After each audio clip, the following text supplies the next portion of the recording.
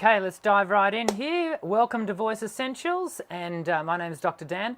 I hope you can stick around for the next 30 minutes or so. We're going to have a quick chat about a program that I've been involved with for the last probably about 4 or 5 years, and then we're going to dive straight into answering your questions about singing and all of those wonderful things. If you've never joined us before for one of these live hangouts, as I said, my name is Dr. Dan and I'm a contemporary singing voice specialist. and it is always my great pleasure to work with singers from all levels, basically from absolute beginners right through to touring professionals. People who, just like you, want to raise their voice in song, and we do that here on YouTube at least once a week live, and then on a Wednesday we have a pre-record video. And so if you want to participate in that on a regular basis, if you think that that's something that would really assist you in your vocal journey, then I would love for you to subscribe and join our ever-growing community here on YouTube. Closing in, by the end of this week, we will have hit 20,000 subscribers. Which is just fabulous. And of course, if you hit subscribe, make sure you hit the white bell icon, because it will always remind you of when I'm going live. And for those of you who are regularly with me here, you may have noticed that my voice is a little under the weather today. And it's because yesterday I took a what's it called, an antihistamine, and a new antihistamine that my doctor had prescribed me, and it has blown my voice out. And it's just another lesson in you've got to be careful with the drugs that you're putting into your system, the pharmaceuticals, and the effect that they can have on your voice. Literally yesterday I was completely dysphonic, and the voice was not in much good shape, but it's slowly crawling back. And so I'm being very careful. Hence, our session today will be a little bit shorter so that I don't overdo it with my vocal load. But nonetheless, I do want to answer your questions. Of course, if you are jumping on to the live chat, make sure you let us know where you're from, who you are, what the weather's like here in Brisbane, Australia. Actually, it's overnight, it's gone hot. We're suddenly up in our, I'd say it's probably about 31 degrees. Look. See if I show you, 31 degrees today here in Carina Heights, and it's gone warm, and we're still only at the beginning. Well, I guess we're approaching the middle of spring, but nonetheless, it is pretty warm, and so anyway, it's good to have you hang out with us. To get going, I want to show you a little advert that we've got for a summer school that I'm a part of and participate in, and this will be my fifth or sixth, I've lost count. Every year, every summer here in Australia, I get together with a range of other tutors, and we do what's called the McGregor Music Summer Retreat. It's a contemporary music retreat. It's fabulous, I love it, and I wanted to share a little advert that we've done for it, and then talk you through a little bit more about what it is, and maybe invite you to come and participate with me. So without further ado, here's our little advert.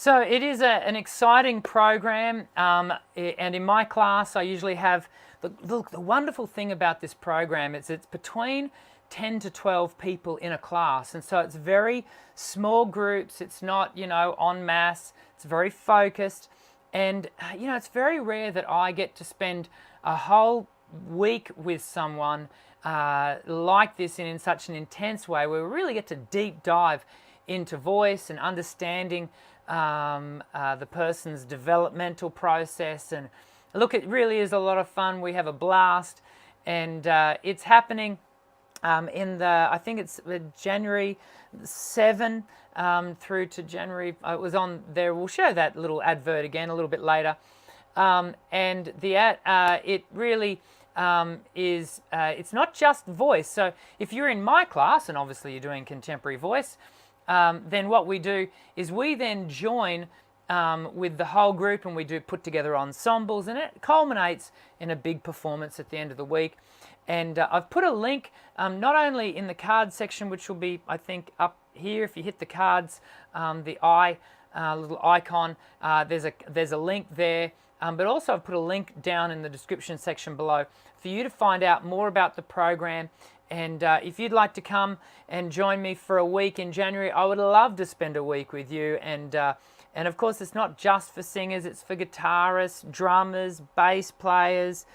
There's a violinist, there's songwriting. Look, it is such a comprehensive program. But that being said, it's wonderfully intimate because it's such small groups. It's designed to be that way so that everyone really gets that personal and private, sort of level of contact with the tutors. So please come and join us. And, if you're overseas, you're not in Australia, then maybe it's something you can save your pennies towards. And of course, if you are in Australia and you're looking for something to do during summer, then look, I really encourage you to come and join us in Toowoomba, where the weather, you usually, for those of us who are in Australia, usually you associate summer in January with in Queensland is often hot. In Toowoomba, it's very rarely hot. It's beautiful weather. And so if you're looking for even just a respite from the weather, you'll get a lot out of that. Without further, actually, let's have a watch of that video again for those of you who are just jumping in and might have not caught it. Let's have a watch of that, and then we're going to hopefully answer some questions. That all being said, we don't have a lot of live chat going on for some reason today. We've got Trace Montgomery, who's joined us and is in the US, and it's a moderate 22 degrees Celsius. Which is lovely. But currently we don't really have a lot of people joining us, which is very unusual. Something I think may have gone wrong with the YouTube algorithm. Usually by now we've got Gavin jumping in, which is great. Usually by now we've got 15, 16, 17 people asking their questions. Gavin, you've always got a question. Make sure you ask your questions so that we can start drumming up some hopefully some good answers for you. But let's jump over here and watch this video again, and then we'll come back and we'll talk through some questions.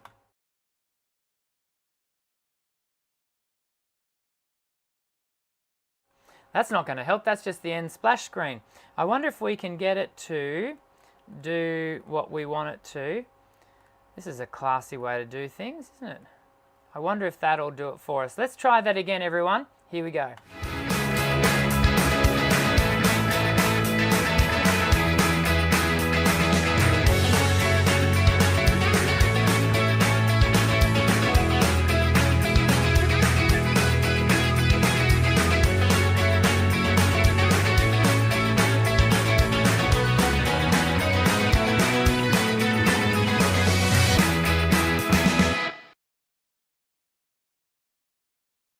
So there's the date there, January 7 to January the 13th, and I would love for you to come and join in. So Gavin from NZ, starting to get a bit warm down there over the ditch, Gavin. Hopefully it's starting to warm up and you're not sort of got icicles dripping from ears and whatever anymore, mate. YouTube's notification is quite messed up, that is why. Perhaps it's very unusual today. There just doesn't seem to be anything locked on, and I don't know why. It's all a bit weird. Obviously you guys are here, which is terrific. So let's go to Trace, who's asked, what's the most technically demanding song you've ever performed live, and what made it so challenging? Good question. There's a couple of songs that I've sung that are challenging, and these are probably by no means the most challenging songs in the world, but two songs immediately spring to mind for me. It's a song that I used to do a lot in my uni days and have done quite a few times since, was Jesus Christ Superstar from Gethsemane from JC Superstar, and that is a technically challenging piece.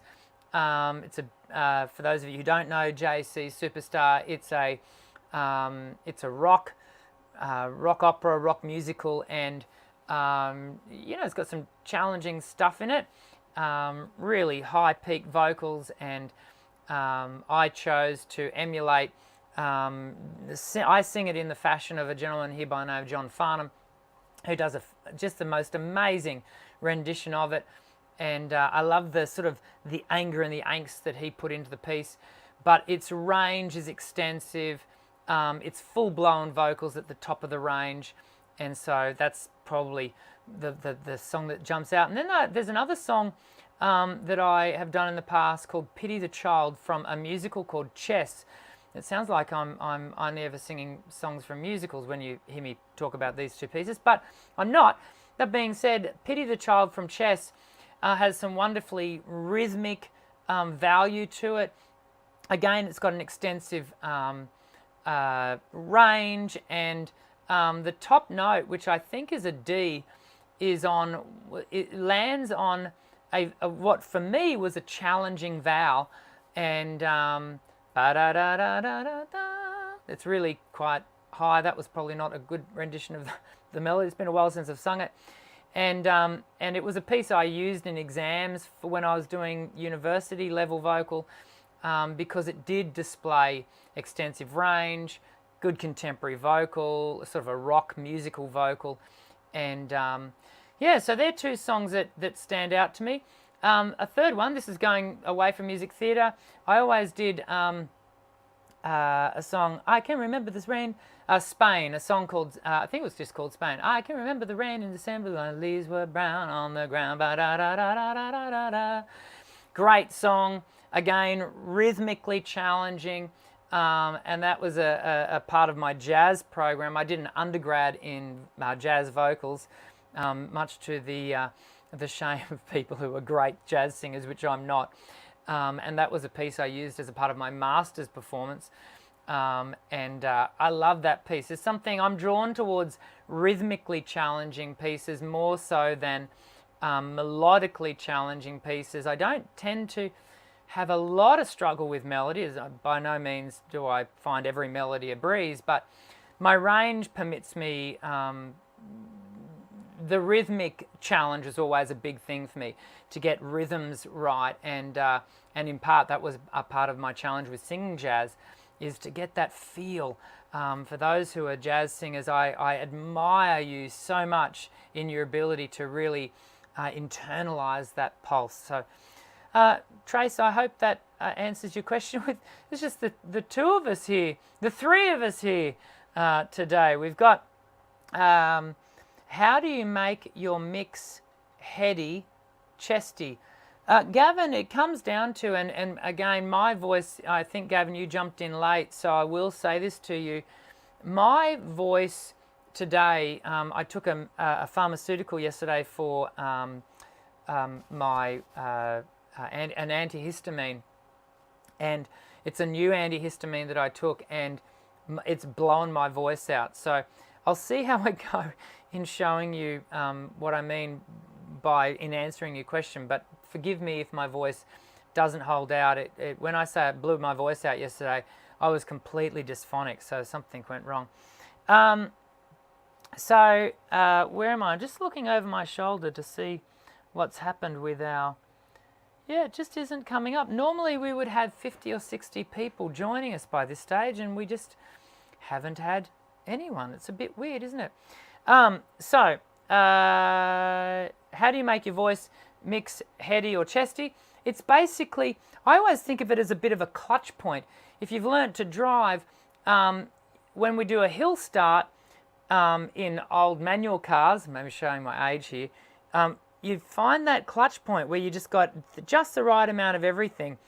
And that, I always think of that point as being very similar to that sort of mix point where there's just enough of everything to have this yeah. That's not heavy, it's not light. If I go yeah, you can hear my voice starting to give out. If I just apply a little bit more breath pressure, ever so slightly, it starts to invoke a little bit more muscular response, which in turn starts to give me a bit more of a chesty sound. If I back off, yeah, it goes into more of a heady sound. So it all comes into the balance of muscle to breath flow and then it does, obviously, there's some resonance, some tonality things going on there. And so that's how I think of it. I'd be certainly keen to read people's comments, even if they're watching this after the case, to read their comments about how they think about it. But that's how I often teach it, and a lot of people seem to find that helpful. I can't ask much questions since voice is still developing. Well, you can ask. That's the whole point, isn't it, Gavin? To ask as many questions as you can, and if I have those the answers ready to hand, I'll be happy to answer them. But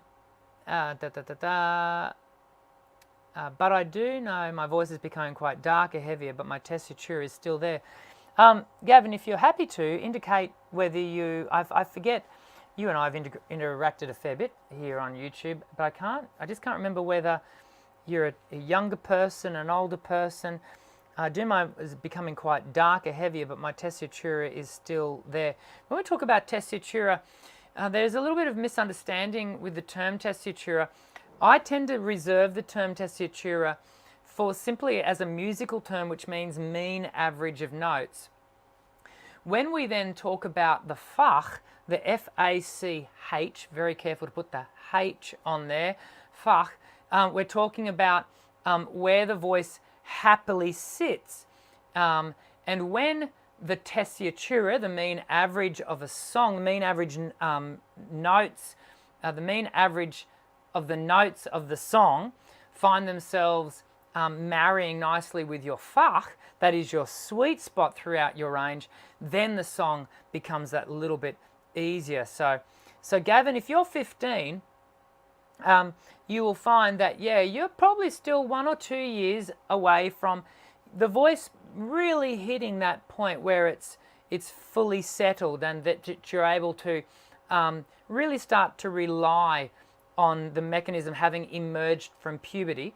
And I would dare say you have had a look at my video about teenage voice. If you haven't, make sure you go and look up the one. Well, it's one of the more recent ones about voice cracks and the teenage voice, and that will sort of talk you through the developmental stages of the voice and hopefully give you some good information there. So look, we don't have any more people jumping in, and it's been a really unusual live chat today. As I said, if you're watching this after the live chat, normally we would have a massive string of things go through, and we just haven't had that today. We've got no one jumping on other than Gavin and Trace, which has been good to interact with you guys. But I think that will, unless Gavin and Trace, you've got another conversation, unless you've got another question to ask, then I think we might call it a day and finish up. And I just can't think to myself why there would have where everyone is. Trace is asking another question. Who's your favourite rock vocalist? Oh, it's hard, isn't it, to go past ones like Freddie Mercury and but I do you know a person who I really like, and this is a name that would not be known to many of you because he came from the Christian space, and his name was Greg X Volts, and I grew up listening to him. My parents didn't let me listen to what they would have deemed as being secular music, and so I found myself listening to a lot and singing to a lot of Christian bands, including Petra and Whiteheart and Res Band and groups like Allies and Kenny Marks. Hit the thumbs up if you know any of those names. And so Greg X Volts was one of the singers in the 70s and early 80s who was the lead vocal for the band called Petra. And I just thought he was the bomb. And I had the good fortune to hear him probably, it would be going back about 3 or 4 years ago up in Toowoomba, actually, where I do this summer school, which is around about an hour and a half, an hour and 3/4 west of where I live here in Brisbane. and he was doing a concert there with Petra, so they were touring again, and he was in his 60s, and man, he still had it. He was amazing. So I really encourage you, go looking him up. He's a very similar voice type to me, so I think it's why I was drawn to him. And then, of course, I was drawn to ones like Johnny Farnham, but equally I loved Elton John and Karen Carpenter and, you know, all of these voices of the 70s and 80s, Phil Collins, Billy Joel. You know, once I got out of I wasn't being held to such a hard and fast view of secular versus Christian music, and my parents allowed me to start listening to other music, I kind of started to listen to those sort of guys. So hopefully that answers your question. Do I like coloratura singers? Well, yeah, I think it's all driven by taste. It comes down to whether coloraturas are good at what they do. Otherwise, like me, they can sound really screechy if they're not really on top of their game.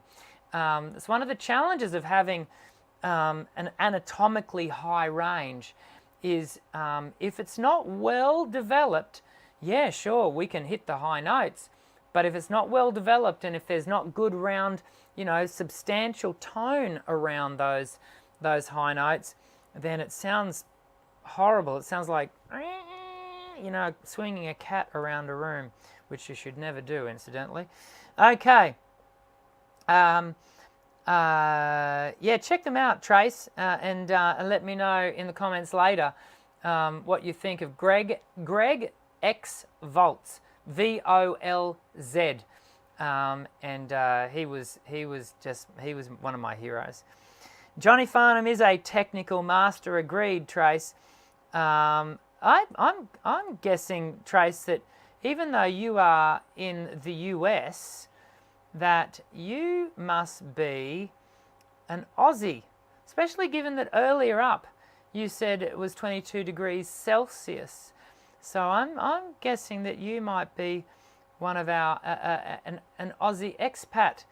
Let me know in the comments if in the chat if you are, because if you know of Johnny really didn't have a lot of fame outside of the US. He tried to go to the US, but wasn't really able to crack it.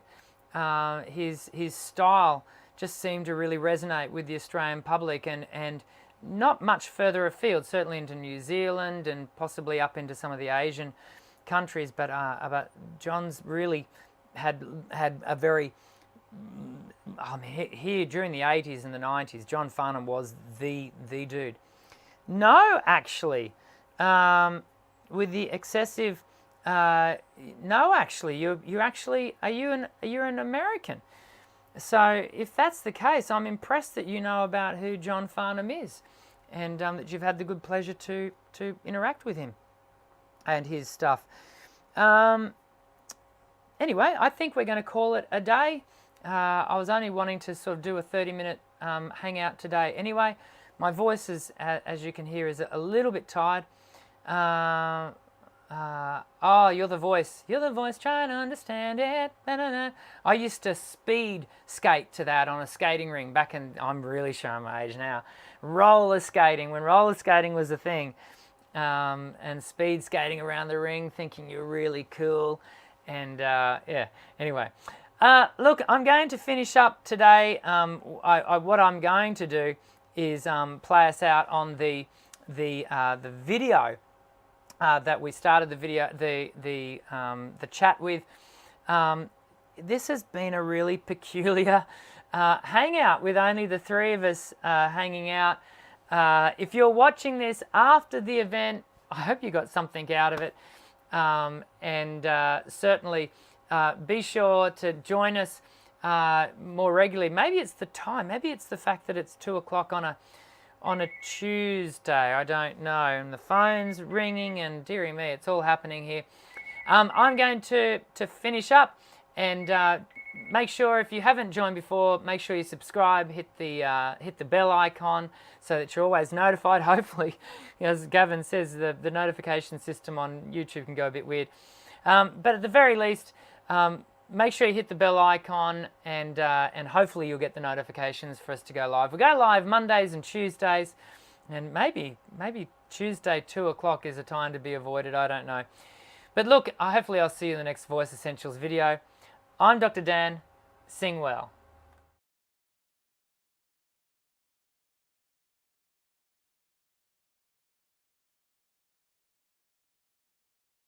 And that's not what we want to happen. Hang on a second. We're trying to fix this. Oh, dearie me. Here, let's try that again. If it's not going to work, we're just going to finish up. Ciao.